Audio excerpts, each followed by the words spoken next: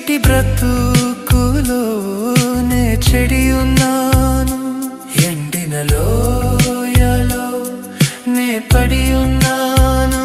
చీకటి బ్రతుకులోనే చెడి ఉన్నాను. జీవాత్మ దహించుము నా పాపమును, దైవాత్మ తొలగించుము నా దోషమును.